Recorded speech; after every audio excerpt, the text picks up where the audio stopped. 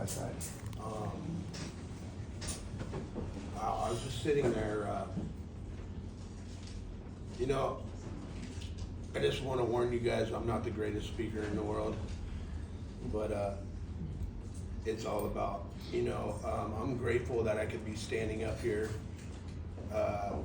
being able to tell my story to you guys, because you'll see that I've been through a lot. I just took 5 years like 2 weeks ago. That's right, Ronnie. That's right. I had 15 years clean and sober.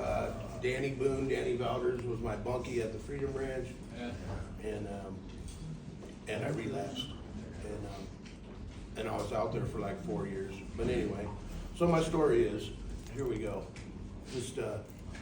Just know that I'm not the best, and I'm gonna try to just be honest, open-minded, and willing, and I'm willing because I'm here. That's right. That's right. And I showed up, and I got asked to do this, and it's hard for me to like speak for like an hour, but I'm gonna go for it. All right. And Thanks, brother. so, in the beginning, I used to race BMX bikes, and I was factory GT when I was 6 years old, and I started smoking. I started smoking. That's right. I started smoking weed when I was like 12, and I remember the difference of being, you know, clean, and I remember the difference of me being high when I was racing. It was like, I was really like in tune to BMX, and I didn't want to do any of, my sisters were doing all the hard drugs, but I was just smoking weed. And I remember being up on the gate, and like, I was always like impatient to like watch the lights and stuff like that, because they had lights back then, and then the gate dropped, and when I smoked some weed, I was patient. I remember I was like, all my nerves kind of calmed down and stuff, and that's really why I started smoking weed. And I was smoking weed with the older guys that were racing back then, because they all smoked weed. And but when I turned 17, it was right at the point to where I was going to turn professional at BMX, and I decided I didn't want to do BMX anymore. I've been racing since I was 5 years old. My dad was like always like pushing me to race and pushing me to race, and I just wanted women and get a job. That's what I felt, you know. I wish I didn't, but drugs started in high school. You know, I started doing. I remember I was at Helix, and I was on the football team, and I got busted in the bathroom stall doing a line of crystal meth. I remember that. And I was on the football team, and the narc or whatever, the guy that always checked to see if you were like skipping classes and shit, he came in the bathroom stall, and I remember I told him, I was just showing him my knife, man. We were in there snorting lines. He's all, no, you got a donut ring on your nose. I was like busted, you know. And I actually had like a vial of speed in my pocket, and I trashed it in the principal's office like I was all sly, and like tink. I heard it go ting. And I was like, damn, I'm gonna get busted, you know. And dude, I had the coolest mom in the world, man. My mom came down to the school, and she's all, I'm taking you to go get a drug test right now. And I was like, Mom, I'm on meth. Like, it ain't gonna work. She's like, I'm peeing for you. Okay. She peed in the cup for me, dude, and we went and got this test, but I still got kicked out. She just wanted me to stay on the football team, and it didn't work out. But yeah, that was the start of my heavy meth using, and so like at the age of like 19, I was hanging out with a whole bunch of meth heads, and when I was down on 52nd and Elk Home Boulevard, and we were driving around in a stolen truck, and we saw this big rollaway freaking toolbox out in this guy's driveway. And I was like, let's get it, dude. And he's like, yeah, let's get it. And we Dude, this thing was heavy too. I don't even know how we loaded it in the truck, but we got it in the truck and we take off and we're doing high fives and shit. And the undercovers were right behind us. They just happened to be like in a sting across the street.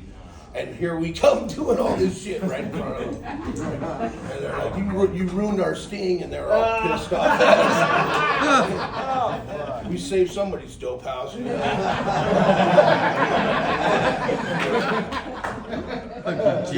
got 4 years straight in prison for that. Because I was hanging around a guy that was like he just got out of prison.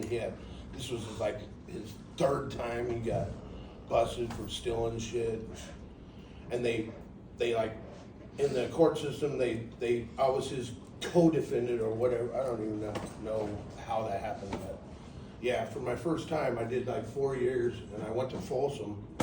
I went to Donovan, and then from Donovan I went to Folsom, and it was back when Folsom was like level 4. And I don't even know how, but all my paper trail didn't follow me, and I ended up being in the hole for like 60 days, and like I was young, man. I was so scared. I remember just walking down the damn aisle, and I was just like, man. And thank God I got my cellie was like the shot caller for the whites, and dude, we had peanut butter and marijuana. He had everything, dude. And he's like, don't worry about it, kid. I got you. You know what I mean? And he like sent me on a whole bunch of missions and shit. I was like, yeah, it wasn't good, but I remember my mom telling me, God rest her soul, I lost my mom like 7 years ago, and she came up there to visit me. My dad was the type of dad that he was like, you're on your own, you get locked up, you're on your own, I ain't helping you. And he had plenty of money to help me, and he never did. He just let me do my thing, and it wasn't good. And my mom came up there, and she came and visited me, and it was like through glass, and she's just like shaking her head, like, she's like, Ronnie, I hate to say this, but I'm so glad you're locked up. Because I looked in the obituary every day thinking you were gonna die or get killed, because like when I was like 20, I don't even know who it was, but someone shot my car and I was sleeping in it, and they shot my car. It was a Ford Granada my dad bought me. A dirty Granada? Like this big beast that we used to all pile in my neighborhood. I grew up over by College Avenue, so I'm not from East County, but I am now. And Sorry. yeah. That's East County. I definitely grew up in the hood. It was cool though. I loved my childhood. And, Streamview. but anyway, someone shot my car, and like the bullet went like right above me, and I was like sleeping in the back seat because I was already on a mission, and that's why my mom said that. She was just glad I was off the streets, and which is a sad thing. It's so sad now that I look back, how much misery I put my mom through, because my dad got the paper daily, like on his porch, and she used to check the obituaries every day to see if I was alive, and that's pretty sad. Anyway, so eventually the prison thing became my normal. I never lasted more than 30 days out on the streets, and in 1998 I finally said, you know what, man, I was 28 years old, and I was like, something's got to change. I kept going in and out of prison, and I did like 10 years in prison, and I was walking the track. It was weird. It was this old guy. I was walking the track, and he's like, Ronnie, you should go back in your cell and write down some things why you keep coming to prison, And I finally did that, and I kind of journaled it, not knowing anything about the program or anything, and I journaled some stuff down, and it kept coming back to like alcohol and meth. That's why I kept getting busted, you know, and so I got out in 1998 after a good while because I ran off to Arizona, and I did a flat year for a joint in prison on the chain gang in Arizona, and then they sent me to Chino right at the gate, and I went to Chino and I did another 3.5 years for evading my parole and stuff, and I got out, and I remember getting out in 98 and then going down to the beach, and I was like, damn, here I am again, dude. Here I am doing the same. I was already high, I was already drunk, and I just looked around and I was like, dude, I can't do this anymore. And for the first time in my life, I told my mom to take me to my parole officer the next day, and I finally went in there and I just told him, you know, because I usually never reported. I just absconded right from the gate, and I reported this time, and I told him I was high on meth, alcohol, marijuana. I did it all, you know. And he goes, Ronnie, you need help. And I remember the guys in prison were all, man, you got to go to Community Connection, bro. There's chicks, and I was like, yeah, that sounds good. Community Connection. And my parole officer said, no, you're going to the Freedom Ranch. And it was 50 guys. And yeah, I remember walking down the street of that place, and my mind was just like, dude, when you walk in the kitchen, they go, welcome home. And I was like, this ain't my fucking home. I'm thinking to myself, this ain't my home. I'm not ready for this. And thank God I did that. I went to the Freedom Ranch, and they basically had to kick me out of the Freedom Ranch. It's a 120-day program, and I stayed 6 months, and they're like, Ronnie, you gotta go. And it's all the way up in Campo, you know, you can't. One guy did walk. He got high up there, and he walked all the way back to Elko. Freaking Chris Hiller, dude. Anyway, you know,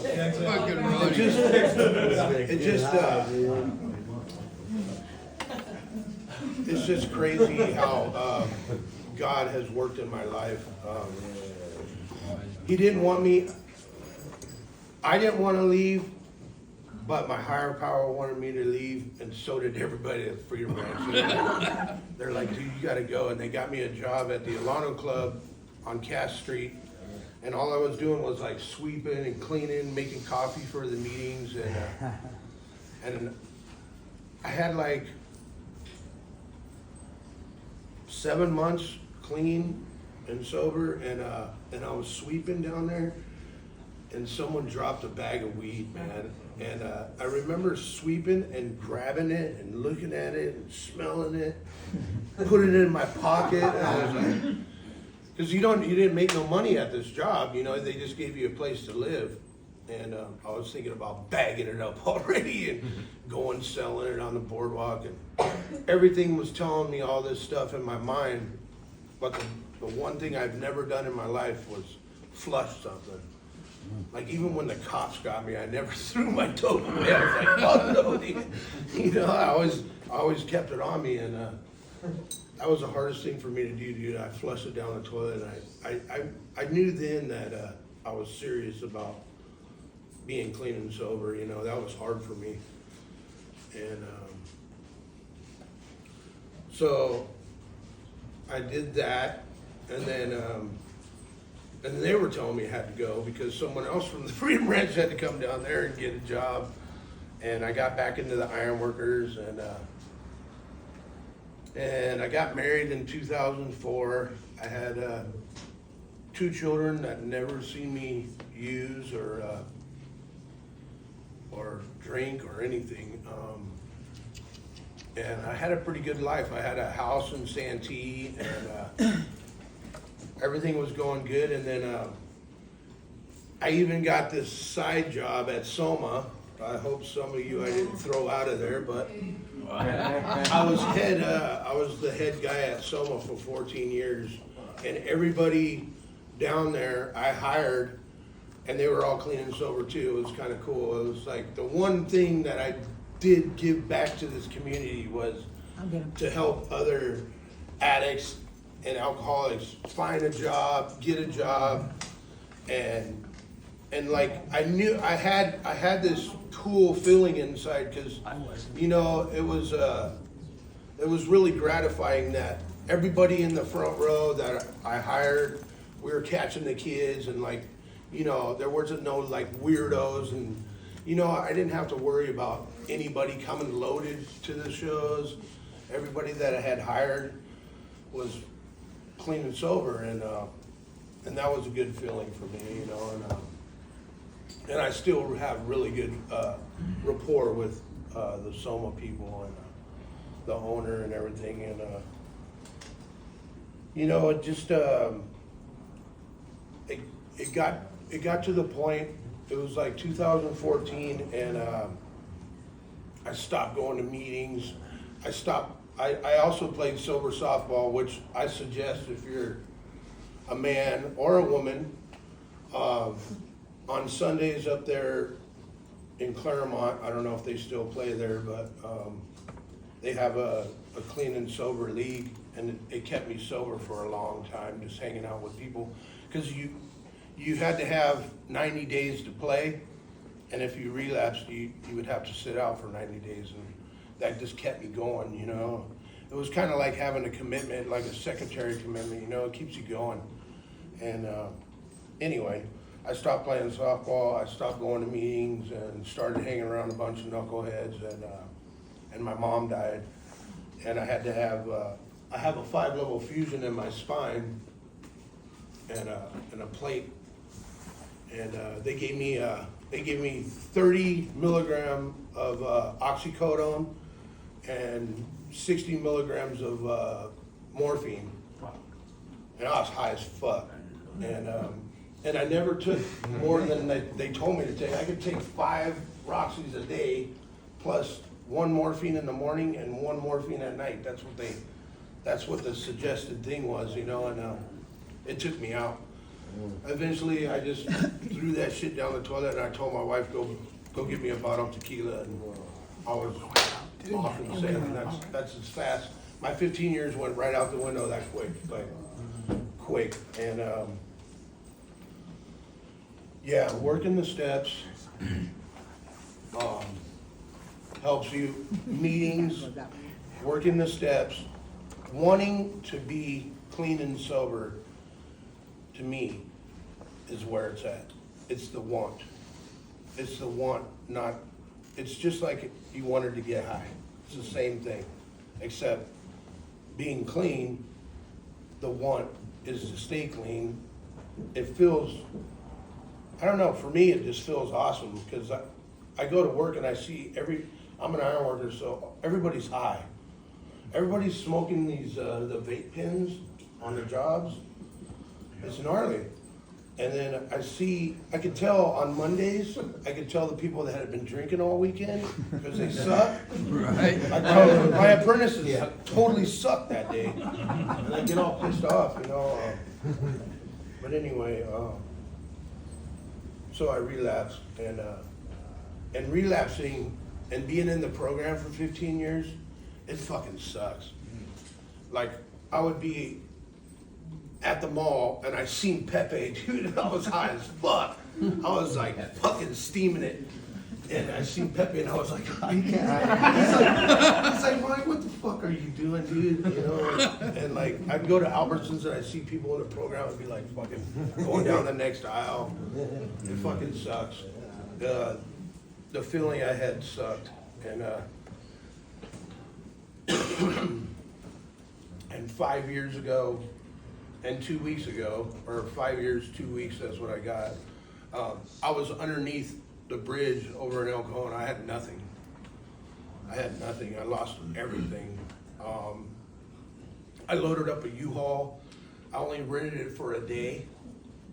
It was a huge U-Haul. I put my whole house in it, and I had it for 3 months. And then they finally shut the GPS system on it down, and I was pouring frickin' gas in the carburetor to get from like one block to the next block. I was on a sick one, trust me. But I lost everything in that U-Haul, and my kids saw me doing all this, you know, and that's the worst. That's the worst thing that in my heart I feel. They saw me doing all this stuff, and they had never seen me like that, and so I got saved. I got arrested October 7th, 2017 in Alpine for the 5th time. Alpine hates me. I was at the gas station at Tavern Road with a $130,000 compressor that wasn't mine, begging for change with flip-flops and some shorts and a tank top on. And I think the guy I asked for change was undercover because like 30 cop cars came around the corner and they ripped my wife out of the car. She had a broken arm at the time, and I was like, she didn't do anything, like it was all me, like it's me. And yeah, I went to jail, and I hadn't been in jail since '98. And that feeling was like, wow, here I am back downtown. They got all this new shit now where you gotta walk through this like freaking machine. I was like, what the fuck is this shit, dude? I can't even cheat my shit now. Because downtown you can cheat your shit and get through, you know? Because they don't really check you until the next go around, and yeah, it was all bad. It was all bad. And so when I went to the Freedom Ranch in '98, I was with Mike Huffaker, who runs the ranch, and I made him stay. He was out on the table one day, and I was like, no, you gotta stay here, dude. If I have to stay here, you gotta stay here. And I made him stay, and now he runs the ranch. And he knew I was in jail, and he left me in there for like 3 months. He could have got me out the next day, but he knew what I needed, and I did need 3 months in there. It sucked. I went to George Bailey, and I was in Thunderdorm, and I was like 51, like 48 years old, and I was just like, God damn, here I am again. Like, what am I doing? And yeah, it was all bad. Then he got me out in January of 2018. As I remember, I spent New Year's Eve inside George Bailey.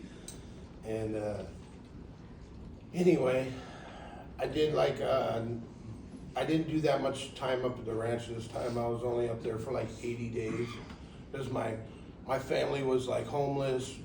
I pretty much lost everything, and I needed to get back with my family and start doing things. And I remember me, my wife, and my daughter, we went to ECTLC because I didn't have anything. Man, that place is scary, dude.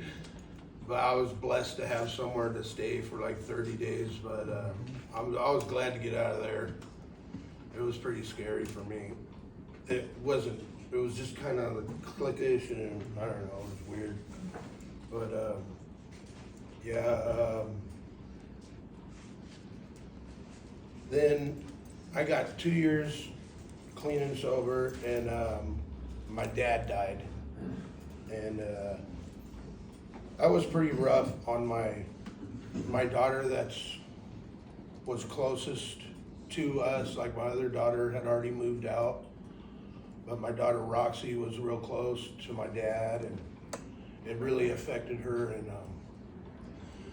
anyway, the reason why I'm bringing up my daughter Roxy is because so I had like 3 years, 9 months, and we were up in Van Nuys, and I went to my BMX reunion because I haven't seen these guys in like 30 years or whatever, and it was cool. We had fun. We came back to the hotel. We were staying at the Holiday Inn, and my daughter went into the bathroom, and for some reason, like my wife was like, I gotta go to the bathroom. Roxy's been in there for a minute, and she went to the door, tried to open it, and it was locked, and we kicked the door open, and my 17-year-old daughter was laying on the sink on the toilet, overdosing on fentanyl, and I grabbed her. Dude, I was panicking. I called 911. I did all this stuff. I was giving her CPR. She was throwing up in my mouth, and my daughter passed away that night. And the cops got there and said within 8 seconds, this pill, she smoked a pill, and it killed her within 8 seconds. And the reason why I'm sharing this is this fucking disease that we have now is way more life-threatening than any fucking thing in this world. They're putting it in meth, they're putting it in coke, they're putting it in weed, they're putting fentanyl in everything. I am so blessed that I don't have an obsession to use today, because it would be like fucking flipping a coin, putting a fucking bullet in a gun and pointing it to my head. The same fucking thing. I'm really grateful, honestly, that I don't have that obsession like I used to. And thank God, because I'm sick. Like, I would have to fucking get somebody and be like, hey, try this dope out before I do it, you know? It's fucking gnarly, dude. I think that way. Like, I think fucking stupid shit. And anyway, going back to my daughter, you know, it was like Pulp Fiction. Like, that shit runs through my mind on a daily basis when I'm going to work at 4:30 in the morning. The whole thing like plays through my head, and so we all of a sudden, like, we were under, basically the cops wouldn't let us leave because we're basically like, we did it, like we were suspicion or whatever, so we couldn't leave until the coroner came. And then when the coroner came and said what she died of, then we were able to leave. So it was like 4 o'clock in the morning, and I was driving back from Van Nuys to El Cajon, and you know, all I could think of was, fuck, I gotta get my ass to a meeting. Like, I literally have to get my ass to a meeting, and I did. And I really think that's what saved me, honestly. I got my ass to a meeting, and it's amazing how this program works. I want to thank my friends for coming. I mean, I got the coolest friends in the world. You know, they do anything for me. I already know. They have.